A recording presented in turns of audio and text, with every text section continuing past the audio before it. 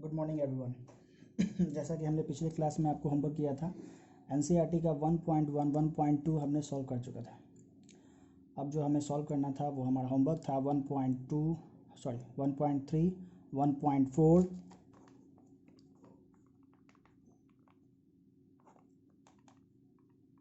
1.3 1.4 1.5 and 1.6. We will discuss the questions of this exercise. Before going to start, मैं आपको ये बताना चाहूँगा कि अगली क्लास में हम लोग नए चैप्टर में यानी कि सेकंड चैप्टर में पहुँचेंगे। अभी जो हमारा चैप्टर है नंबर सिस्टम, ये आज के डेट में कंप्लीट हो जाएगी और वो 1 वीक का पूरा समय मिल चुका है। जो भी प्रॉब्लम्स है आज मैं डिस्कस कर दूंगा। इसके बाद जो है आपको होमवर्क अपना कंप्लीट कर लेना है। आपके पास जो कॉपी अवेलेबल है उसमें आप बना लें, चाहे वो नया हो या पुराना हो। मोस्ट इम्पॉर्टेंटली आपको करना क्या है, सारे एक्सरसाइजेज अगर आपने कंप्लीट कर लिया है तो हमारे व्हाट्सएप पे या किसी भी तरह से आप हमको ये इन्फॉर्म करें कि आप लोग कर चुके हैं। करेंगे क्या, अपना नाम, क्लास, सपोज रोशन 9CBA जो भी हो, और इंडेक्स, कितने एक्सरसाइजेज आपने कंप्लीट किया, ये हमारे पास इंफॉर्मेशन होना चाहिए। और 9 बजे रात तक साढ़े का साढ़े हमारे पास पहुंच जाना चाहिए। अगर इनकेस जिनका कंप्लीट नहीं है या फिर किसी तरह का कोई प्रॉब्लम है, कोई क्वेश्चन है, तो वो भी हमको बताएं कि कौन से क्वेश्चन में प्रॉब्लम है। इसके बाद हम लोग वेंसडे को नेक्स्ट चैप्टर यानी कि सेकंड चैप्टर में आपके पहुंच जाएंगे। चलिए, तो अब हम लोग डिस्कस करते हैं 1.2 से। कुछ लोगों ने आपने अपना अपना प्रॉब्लम हमें भेज चुके हैं। हम इस वीडियो के द्वारा आपको ये सब क्लियर कर देते हैं। तो एक्सरसाइज 1.3 जो है आपका पहला क्वेश्चन, आपको करना क्या था, हमें क्वेश्चन पढ़ते हैं। Write the following in decimal form and say what kind of decimal expansion each has. यानी कि पहला था 36/100। हम लोग जानते हैं इसको ऐसे लिख सकते हैं 0.36, और ये देख रहे हैं कि डिवाइड होकर पूरी तरह से कट गया है, तो ये आपका टर्मिनेटिंग है, मतलब पूरा डिवाइड हो जाता है, टर्मिनेटिंग डेसिमल। उसी तरह से और भी हैं क्वेश्चंस 1/11। तो इसको सॉल्व करने के लिए हमने आपको क्या बताया था कि आपको डिवाइड करने होंगे। सपोज ऐसे 0,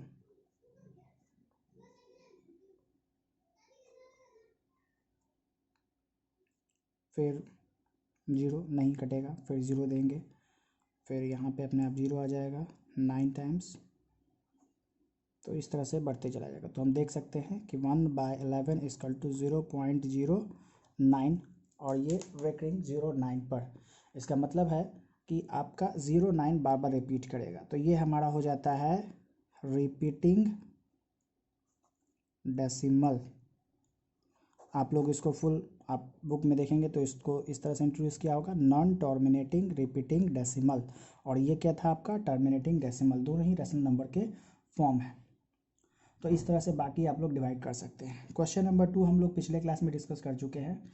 क्वेश्चन नंबर 3, आप लोगों में से सबसे ज़्यादा जो क्वेश्चन का प्रॉब्लम आया है वो है क्वेश्चन नंबर 3। इसको करना क्या था, express the following in the form of P/Q where P and Q are integers and Q not equal to 0। इसका मतलब कि ये रेशनल नंबर है, आपको P/Q के फॉर्म में रखना है। जैसे कि क्वेश्चन है पहला 3 का फर्स्ट 0.6, ये 0.6 है। इसको हम लोग ऐसे भी लिख सकते हैं, डेसिमल ऐसे ऊपर देते हैं हम लोग, या फिर आप लोग इसको लेट कर लेते हैं, let x equal to 0.666 and so on. इस तरह से रिपीट करेगा। करना क्या है, हमें सिर्फ इसमें एक रूल को फॉलो करना है। वो रूल क्या है कि आपको ये जो डेसिमल है, डेसिमल को एक बार रेकरिंग के पहले रखना है, मतलब ये रेकरिंग के एक बार पहले रखना है और एक बार रेकरिंग के बाद रखना है। बात समझ में आ रही होगी। तो आप देख सकते हैं कि ये एक्चुअली में अपने आप एक बार रेकरिंग के पहले है, तो हमको ले जाना है इधर। तो आप लोग पहले से जानते हो कि 0.5 है, अगर इसको 10 से मल्टीप्लाई करें तो ये 50 और डेसिमल यहाँ पे ऐसे आ गया। तो यानी कि 10 से मल्टीप्लाई करने पर एक डिजिट ये आगे की तरफ राइट की तरफ शिफ्ट कर जाएगा। तो इस तरह से हम लोग क्या करेंगे कि इसको भी लिख देते हैं 10x, मतलब 10 से मल्टीप्लाई कर देते हैं दोनों तरफ। आप लोग जानते हैं कि जब भी मल्टीप्लाई करते हैं तो LHS and as well as RHS both. तो ये हो जाएगा 06.66 एंड सो ऑन। इसको इक्वेशन फर्स्ट मान लेते हैं और इसको इक्वेशन सेकंड मान लेते हैं। क्लियर है? आपको बस ज़्यादा करना नहीं है, subtracting equation first from second. तो 10x बराबर 0.666 और x क्या था, तो 0.66। डेसिमल के सामने डेसिमल रखिए, उसके बाद जो रिपीटिंग है, जो ऊपर जितना नंबर लिखिए उतना नीचे भी लिखिए।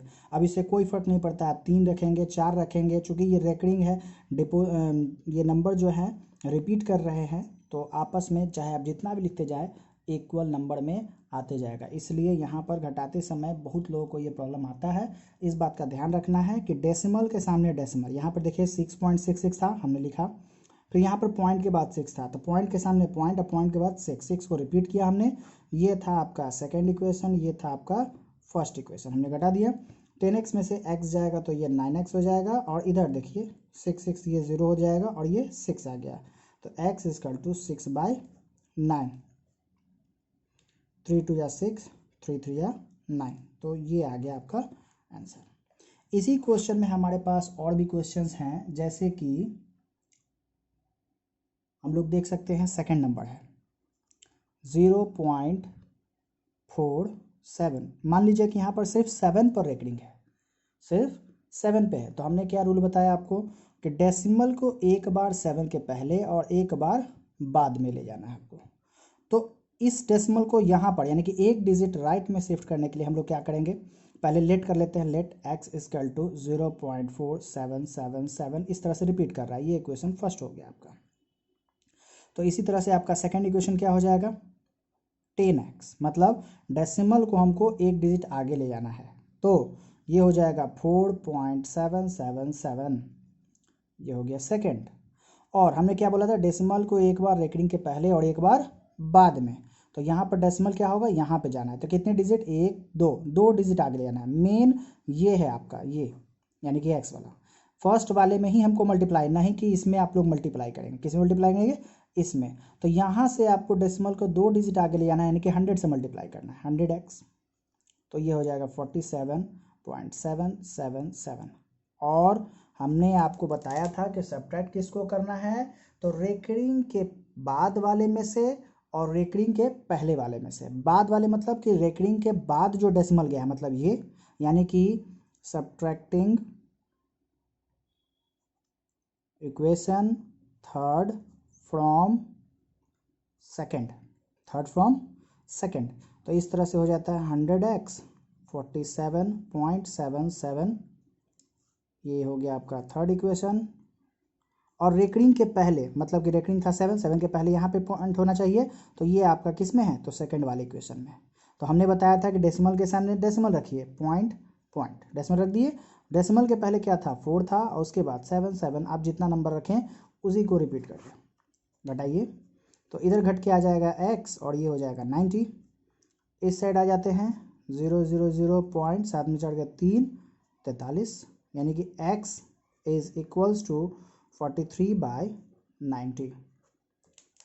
क्लियर है?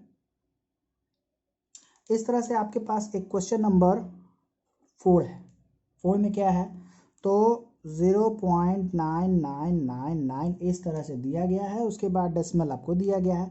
तो ये जो क्वेश्चन है सिंपल आपको पहले की तरह दिख रहा है, 0.6 और 0.9 है, तो आप लोग इसके तरह इसको बना सकते हैं, ठीक है। और बना करके आप लोग देखेंगे, सिंपली हम रफली बना देते हैं, जैसे कि x बराबर 0.99 रिपीट कर रहा है, तो हमको डेसिमल को यहाँ पर ले आना है कि 10x, तो 9.99 एंड सो ऑन, इस तरह से चलते हैं हम लोग। अब जो है घटाएंगे किसको, सेकंड में से, ये आपका फर्स्ट था, ये आपका सेकंड था, सेकंड में से फर्स्ट को हटा देंगे, तो 10x 9.99, x बराबर डेसिमल, डेसिमल के बाद 99, 009, इधर आ जाएगा 9x, x बराबर 9/9। क्लियर है? इसमें तो आपको कोई प्रॉब्लम नहीं होना चाहिए। अब हमारे पास जो अगला क्वेश्चन है उसको सॉल्व करने के लिए आपको दिया गया है what can be the maximum number of digit B repeating block of digits in the decimal expansion of 1 by 17 perform the division to check your answer। तो 1 by 17 इसको आपको क्या करना है, सिर्फ 17 को 1 से डिवाइड करना है। क्योंकि हम लोग आपको डेसिमल दिखा चुके हैं, आप लोग खुद से करेंगे। जहाँ पे आपको प्रॉब्लम नज़र आए आप हमको बताएंगे। थोड़ा सा लंबा जाएगा, पेशेंस के साथ करना है, घबराना नहीं है। क्लियर है? तो आगे बढ़ते हैं। Write 3 numbers whose decimal expansion are non-terminating and non-recurring, non-terminating as well as non-recurring। 3 आपको एग्जाम्पल देने हैं।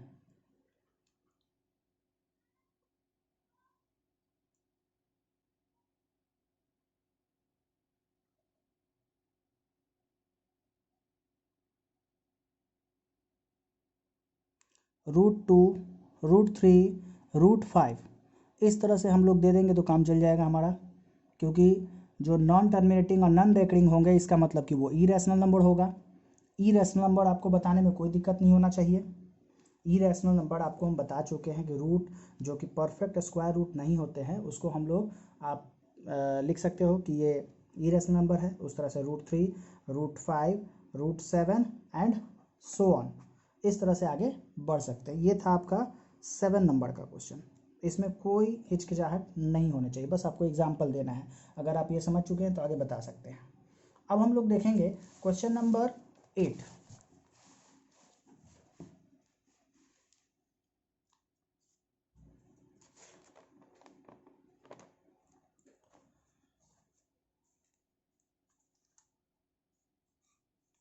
क्वेश्चन नंबर 8 में क्या है, find 3 different irrational number between rational number. 2 rational number दिए गए 5/7 एंड 9/11। तो आप लोग क्या करेंगे, 7/5 इसको डेसिमल पहले चेंज कर लेते हैं हम लोग। पॉइंट देंगे, 0 आ जाएगा। 7 7 जा 49, 1 फिर 0 आएगा 1 टाइम्स 7, 3 आया, फिर 0 आएगा 4 टाइम्स 28, यहाँ पे फिर 0,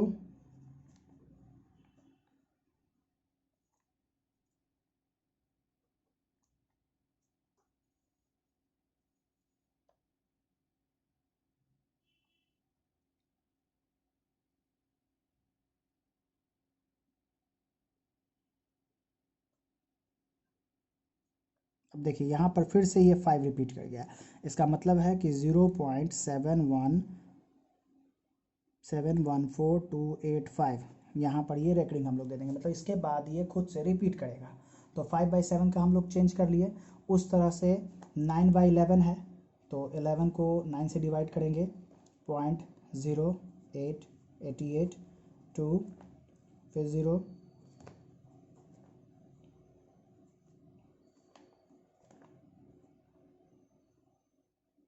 आप देख सकते हैं कि यहाँ से फिर रिपीटिशन शुरू हो गया हमारा।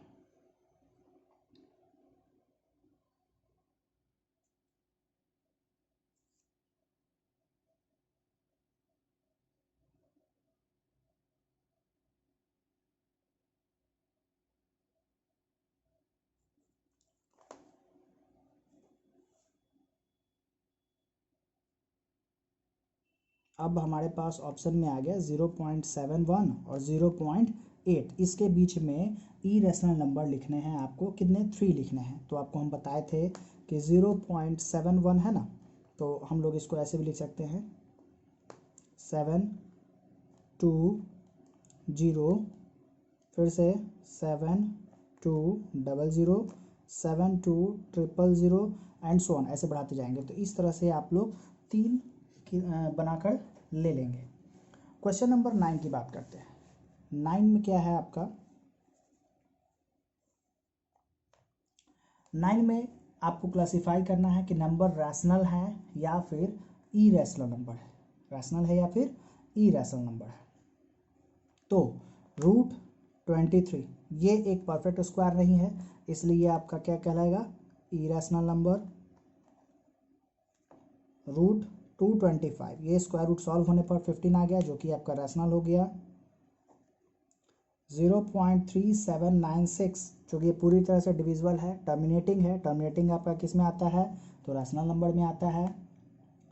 0.4 आपका है 7.478 तो आप देख सकते हैं कि 478 रिपीटिंग है, रिपीटिंग डेसिमल है, यानी कि ये रैशनल नंबर का ही फॉर्म है। और फिफ्थ वन इज 1.101001001 तो आप देख रहे हैं कि ये वाला पैटर्न फॉलो हो रहा है, जो कि हम लोग अभी क्या बताए थे कि इरेशनल नंबर है, तो ये हो गया आपका इरेशनल नंबर। क्लियर है इतना। इसके साथ ये हमारा एक्सरसाइज यहाँ पे कंप्लीट हुआ। अगले एक्सरसाइज में आते हैं हम लोग। अगला एक्सरसाइज हमारे पास क्या है, एक्सरसाइज नंबर 1.4। 1.4 में आते हैं तो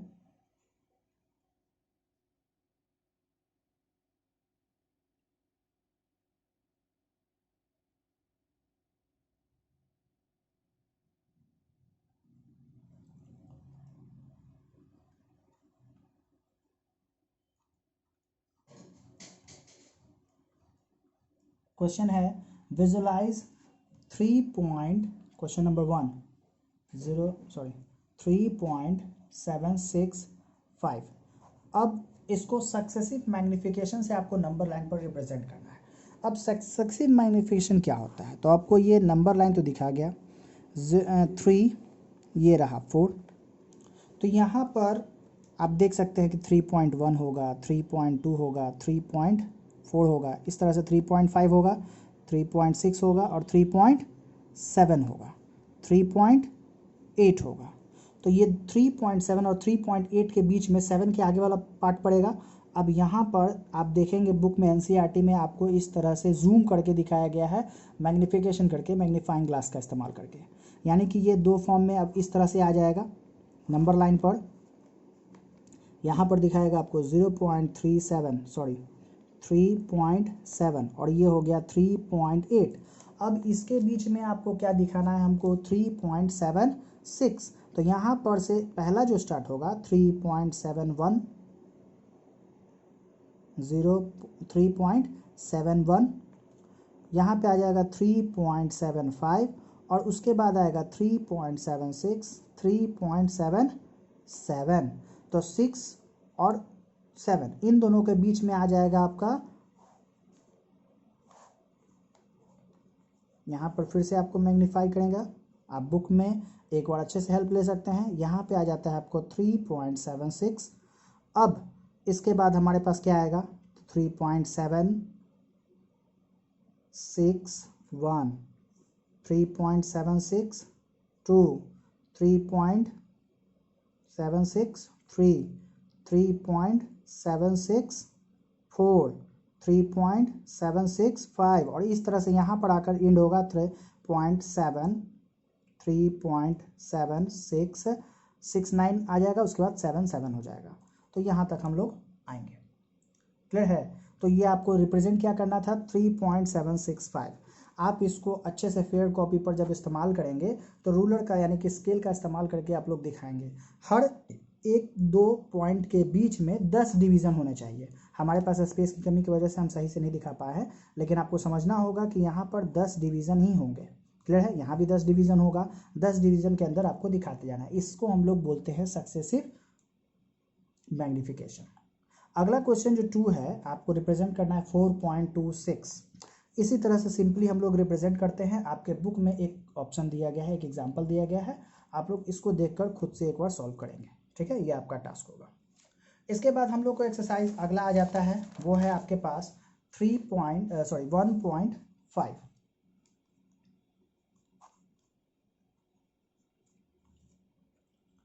1.5 में आते हैं, हमारे पास क्या है,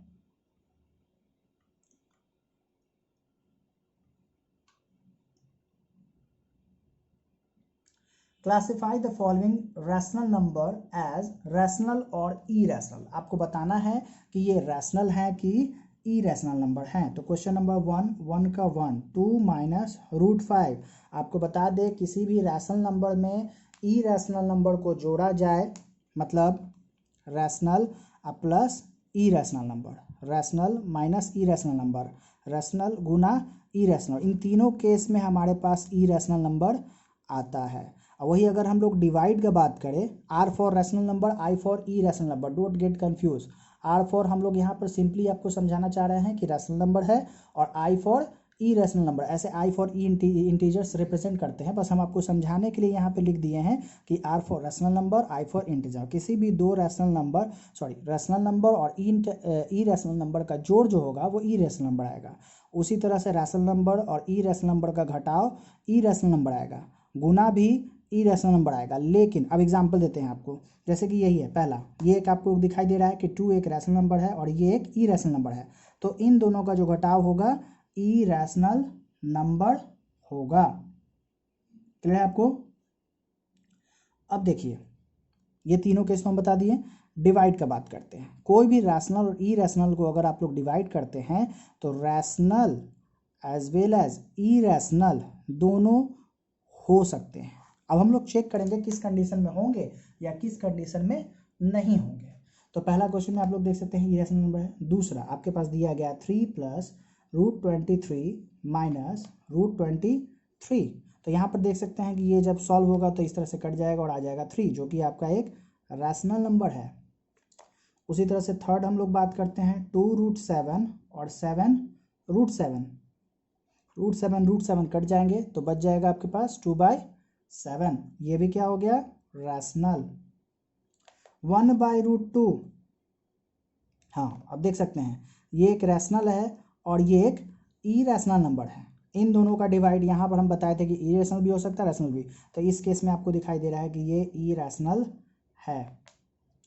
आगे बढ़ते हैं 5 2π। अब देख सकते हैं हम आपको बताए थे कि ये एक इरेशनल नंबर है और ये एक रैशनल नंबर है। तो रैशनल और इरेशनल नंबर का जो प्रोडक्ट आएगा वो हमेशा क्या आता है? इरेशनल नंबर आता है। अब यहाँ पे जैसे क्वेश्चन था आपको सिर्फ रैशनल और इरेशनल बताइए। आपके पास आगे क्वेश्चन जो मिलने वाले हैं जैसे 1100 वाले में आपको मिलेंगे, तो वहाँ पे आपको ये भी बताना होगा कि अगर रैशनल है तो क्यों है और इरेशनल है तो क्यों है। तो उसके लिए भी आपको तैयार होना होगा। तो ये रीज़न अगर आप याद रखते हैं, सिंपली ये रीज़न, तो आप बता सकते हैं कि वो रैशनल है कि इरेशनल है। उसका कारण भी आप लोग बता सकते हैं। क्वेश्चन नंबर 2 में आते हैं। Simplify each of the following expressions. Expression को आपको सिंप्लीफाई करना है। सिंप्लीफाई के लिए आपके पास बेसिक जो फॉर्मूला आप लोग 6 7 8 में पढ़ते आए हैं उसका इस्तेमाल हो सकता है, और जहाँ पर इस्तेमाल नहीं होगा तो उसको हम लोग क्या करेंगे।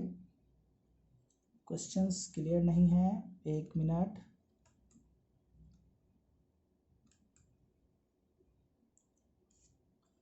Three plus root 3 2 plus root 2, ये कोई फॉर्मूला पर सेटअप तो हो नहीं रहा। तो हम लोग क्या करेंगे, इंडिविजुअली इसको सॉल्व करेंगे। कैसे? तो पहला 3 और इन दोनों के साथ मल्टीप्लाई करेंगे।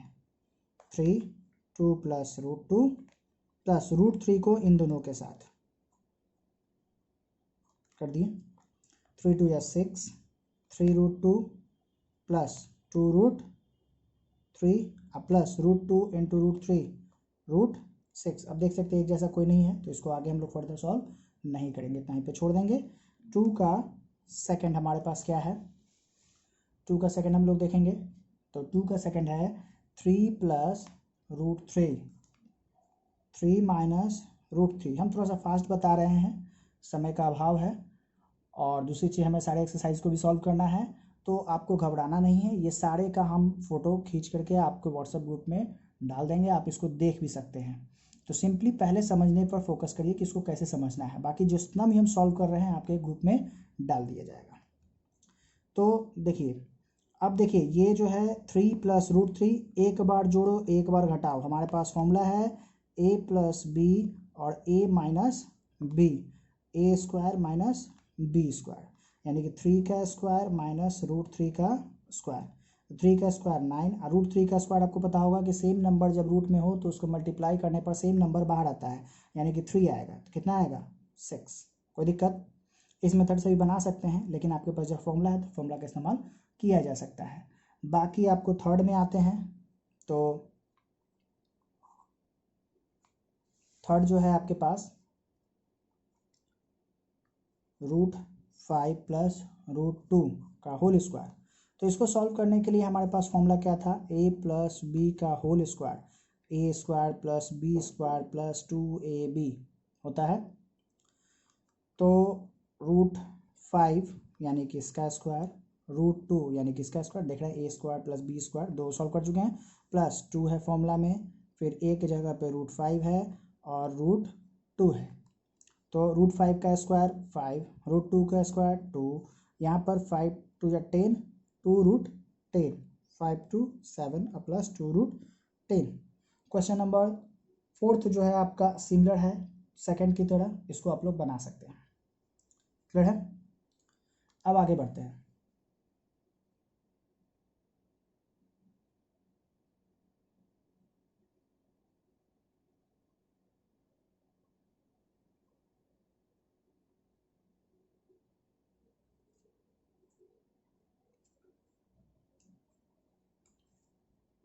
हमारे पास नेक्स्ट क्वेश्चंस जो होंगे,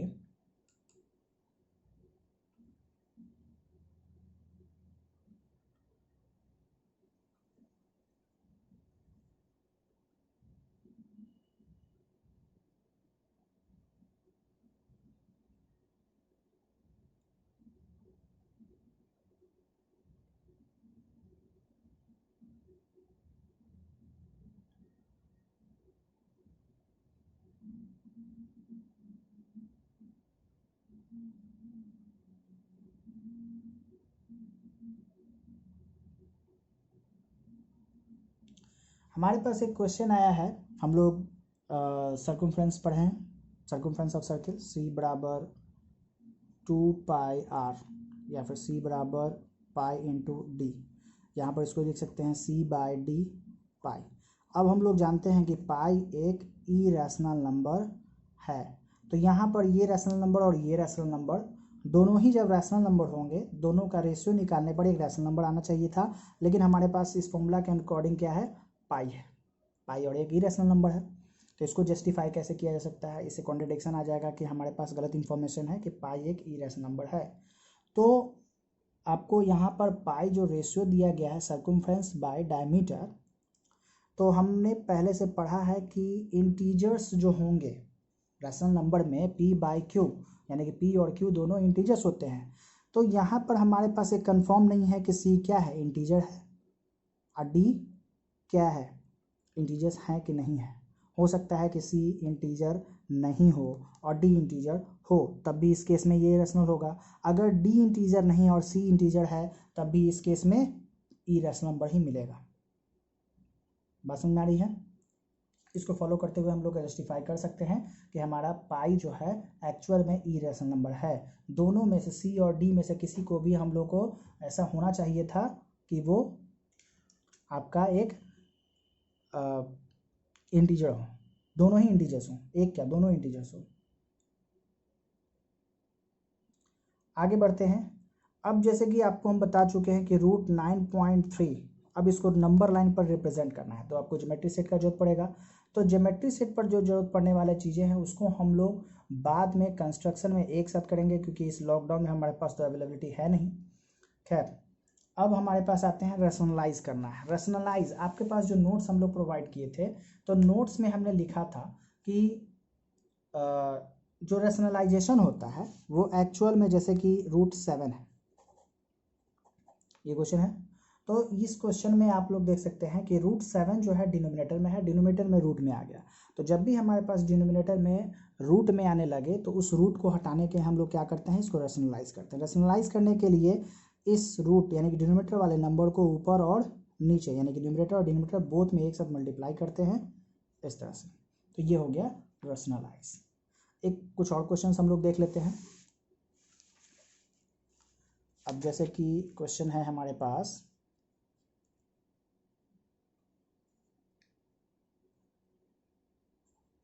1√7 माइनस √6। इसको रेशनलाइज करने के लिए हम लोग क्या करेंगे कि 1/√7 माइनस 1/√6 सेम नंबर को numerator as well as denominator से मल्टीप्लाई करते हैं, लेकिन साइन को चेंज करते हैं। यहाँ माइनस है ना, तो यहाँ प्लस कर देंगे।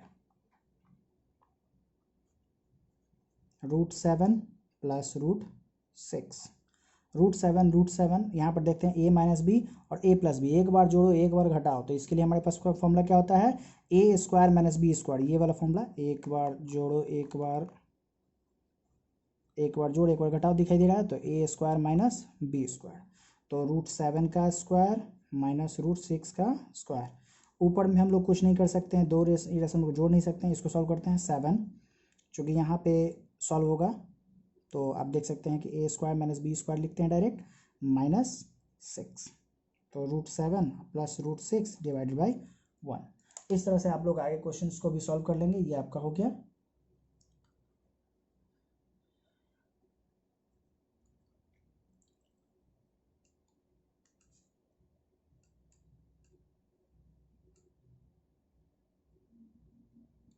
लॉज ऑफ एक्सपोनेंट्स,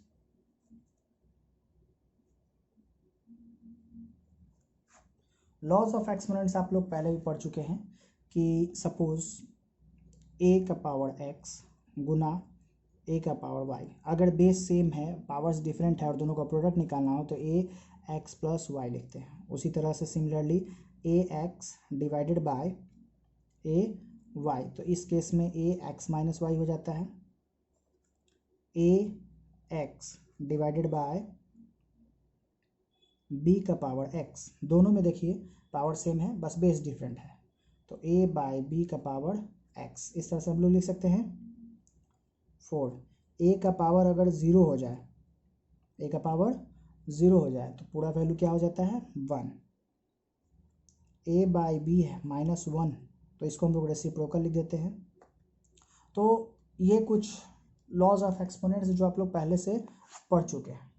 अब इसके बेसिस पर हम लोग कुछ क्वेश्चंस को सॉल्व करेंगे, जो कि आपका एक्सरसाइज नंबर 1.6 में आता है।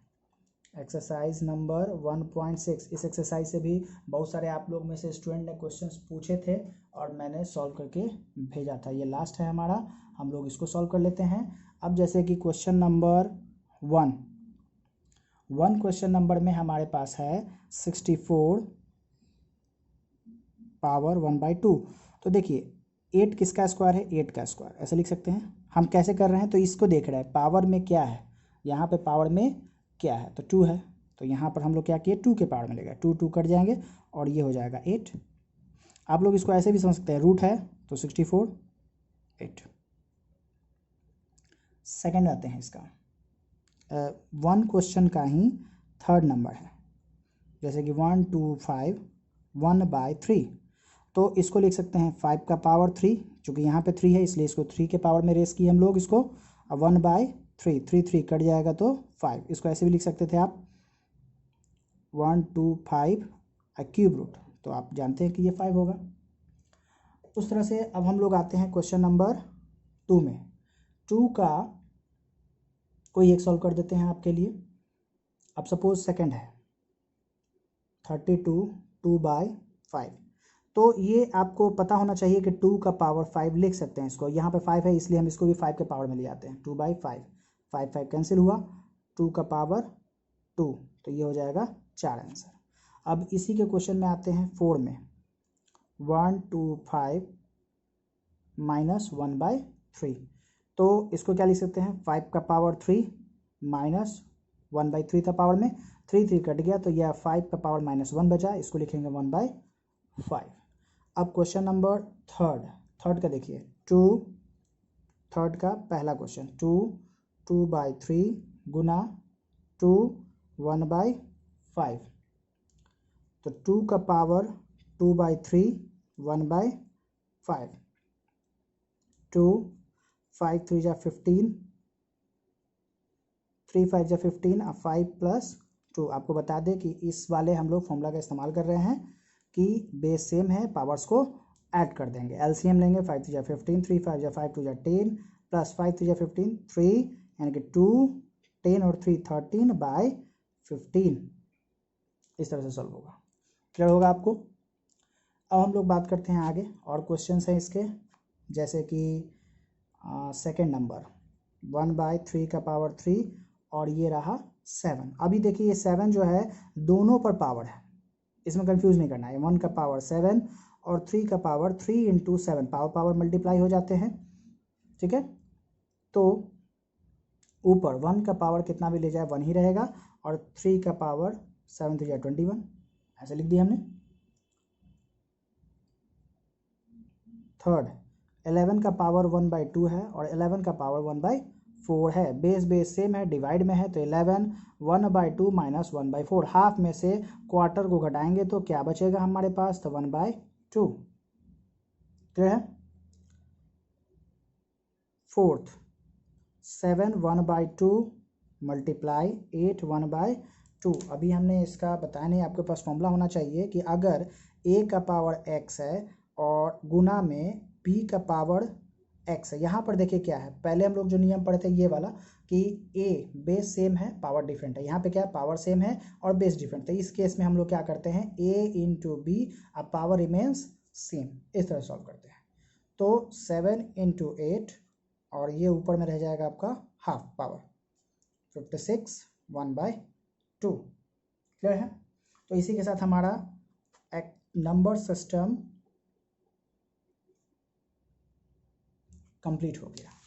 आप देख सकते हैं नंबर सिस्टम, अब हमारा सारा प्रॉब्लम सॉल्व हो चुका है। आपका अगले क्लास में हम लोग नेक्स्ट चैप्टर यानी कि चैप्टर 2 डिस्कस करने वाले हैं।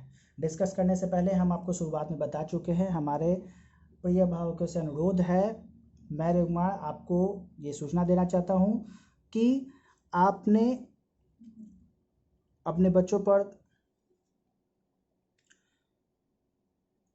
के होमवर्क को थोड़ा सा ध्यान दें और ये इंश्योर करें कि सभी होमवर्क कर रहे हैं, ठीक है। तो इसी के साथ ये चैप्टर फिनिश हुआ और हमारे पास 9 बजे तक का टाइम है। 9 बजे यानी कि 9 PM तक आप सारा इन्फॉर्म करें कि कितने लोगों ने बनाया है और कितने लोगों ने नहीं, और जिनका भी कंप्लीट नहीं है 9 बजे के बाद हम पर्सनली आपके पेरेंट्स से बात करेंगे। क्लियर है। Have a good day.